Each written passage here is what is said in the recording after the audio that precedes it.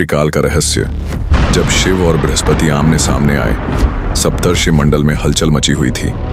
ब्रह्मलोक से एक गूढ़ भविष्यवाणी आई थी।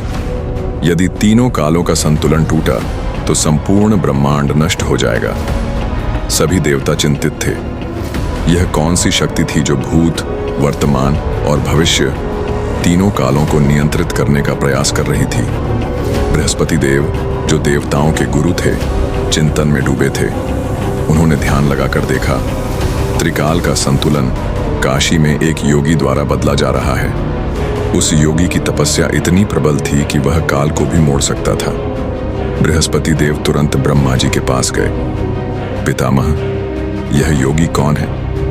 ब्रह्मा जी ने गंभीर स्वर में कहा, वह स्वयं रुद्र है, शिव के एक अनंत रूप। बृहस्पति को विश्वास नहीं हुआ। अगर वह शिव हैं, तो फिर काल के नियम क्यों तोड़ रहे हैं? ब्रह्मा बोले, क्योंकि शिव समय से परे हैं। वे ही आदि हैं, वे ही अंत। लेकिन यदि तुम समझते हो कि संतुलन बिगड़ रहा है, तो स्वयं जाकर शिव से संवाद करो। बृहस्पति देव स्वर्ण रथ पर सवार होकर काशी पहुंचे। काशी, जहां शिव योगी रूप में ध्यान मग्न थे। गंगा शांत थी, लेकिन आकाश में विचित्र कंपन था। बृहस्पति ने प्रणाम कर कहा, हे महादेव, आप काल के नियमों से ऊपर हैं, लेकिन यदि आप ही समय को उलझा देंगे तो सृष्टि का नियम कैसे चलेगा? शिव ने आंखें खोली। उनकी दृष्टि में हजारों युगों की शांति और विनाश का संतुलन था। बृहस्पति, तुम नियम की बात करते हो, लेकिन नियम तब तक ही है जब तक प्राण है। जब आत्मा मुक्त होती है तो न काल रहता है, न दिशा। बृहस्पति बोले, लेकिन मोक्ष भी तभी सार्थक है जब वह समय के अनुसार हो।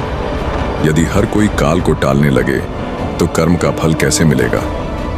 शिव मुस्कुराए, तुम धर्म के प्रवक्ता हो, लेकिन मैं आत्मा का रक्षक हूं। जिस आत्मा ने सच्चा भजन किया है, उसे मैं समय से पहले भी मुक्त कर दूं, तो क्या वह अधर्म है? अब वाद विवाद तीखा होने लगा। बृहस्पति ने चेताया, यदि यह लीला बंद न हुई तो स्वर्गलोक में संतुलन बिगड़ जाएगा। तो बिगड़ने दो। शिव गरजे, सत्य को समय की अनुमति की आवश्यकता नहीं। वातावरण बदल गया। ब्रह्मा, इंद्र, नारद और विष्णु भी प्रकट हो गए। देव सभा लगाई गई। विष्णु बोले, दोनों की बातों में तर्क है, लेकिन समाधान केवल संतुलन से निकलेगा। शिव शांत हुए। ठीक है बृहस्पति, मैं अपनी तपस्या को विराम दूंगा, लेकिन एक शर्त पर।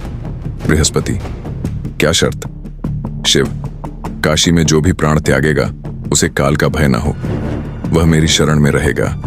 तुम काल चक्र चला सकते हो, लेकिन काशी मेरे अधीन रहेगी। बृहस्पति ने सिर झुकाया। स्वीकृत है। काल भी नियम से बंधा है और आप उस नियम के रचयिता हैं। काशी में एक बार फिर संतुलन लौटा। शिव ने त्रिकाल की ज्वाला को अपनी जटाओं में समा लिया और ध्यान में लीन हो गए। लेकिन क्या आप जानते हैं कि त्रिकाल के इस रहस्य के बाद शिव को एक और युद्ध लड़ना पड़ा था, उस समय जब वे स्वयं महाकाल रूप में काल से भी भिड़ गए थे।